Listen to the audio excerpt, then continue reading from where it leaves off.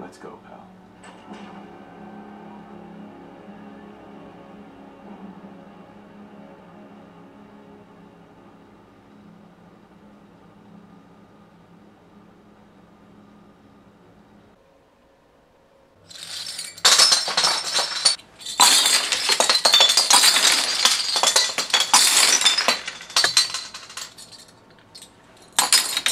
Yay, another silly skit! But in all seriousness, today was awesome.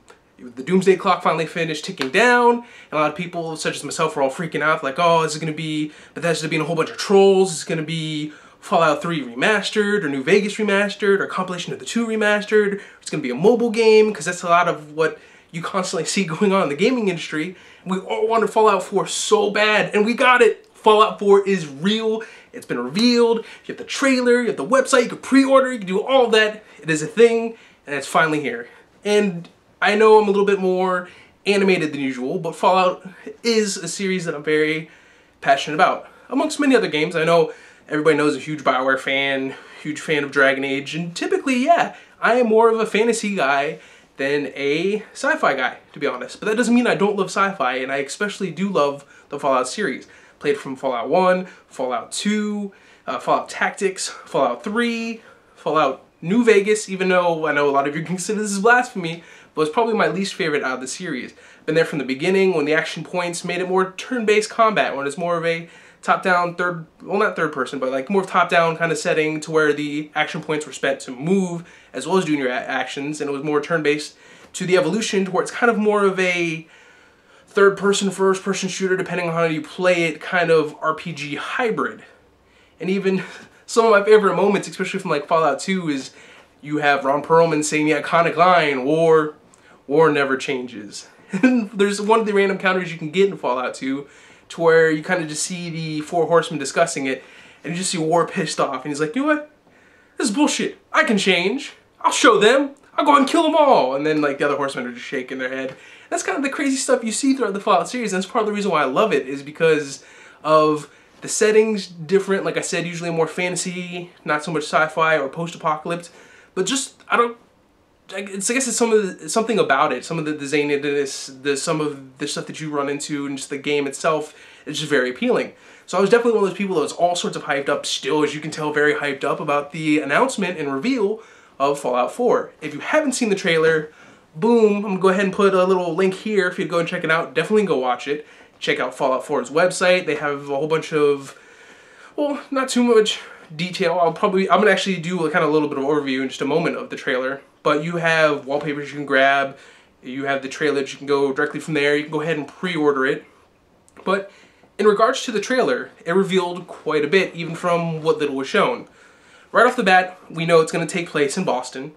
Why? Well, for starters, Bethesda said it was going to take place in Boston, but also throughout the trailer, you kind of see different landmarks in that area. So that's where we know the location's going to be. You saw the iconic power armor that's worn by the Brotherhood of Steel, so you know they're going to be part of the game in some capacity. We saw airships. So I don't know whether or not there's going to be a mission where you're on an airship. I don't think it's going to be an opportunity for you to maybe pilot an airship, or there'll be like real airship warfare. That'd be really awesome if they added, especially because they're kind of pushing things, or they can push things with the whole next-gen system. But I guess we're going to have to wait until later to see. But you do see the airships, you do see people kind of just moving around. You see some of the city and the sights. DEATHCLAWS in HD. You thought they were scary as shit before. These guys are now seriously going to be a thing of nightmares when they're coming up to your face in high resolution, or high definition. You know what I mean. Again, just all over the place here. And you see Dogmeat. Or a dog, but come on, Dogmeat.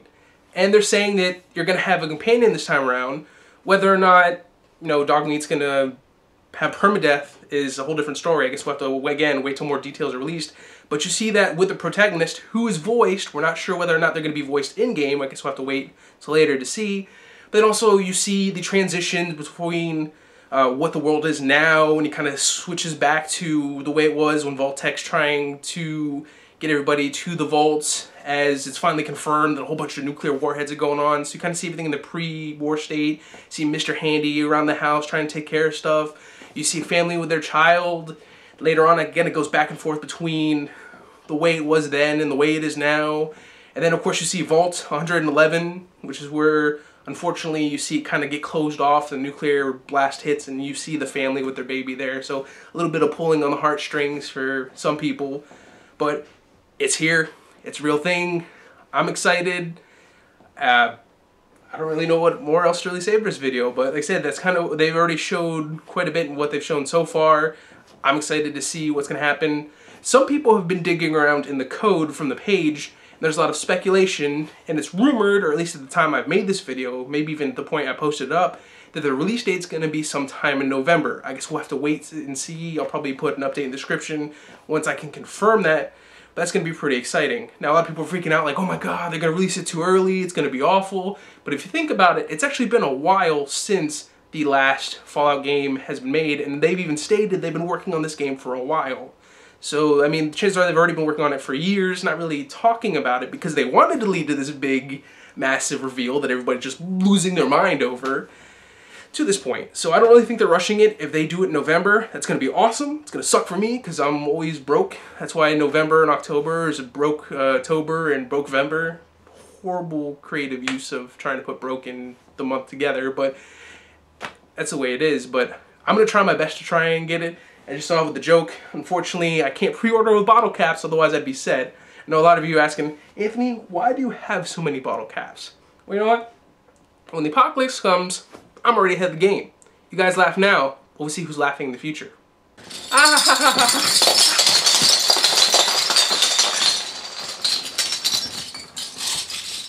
All this money! I need to clean this up. And for anybody wondering, that was 126 bottle caps I have collected and counting. So I'm quite wealthy. At least I will be. Again, when the apocalypse comes. Because war never changes. And thank you for watching this video. Until next time. A few parts that kind of make up the main hilt that holds those two blades together. And also there's going to be the tiny, well not tiny, but a decent sized piece of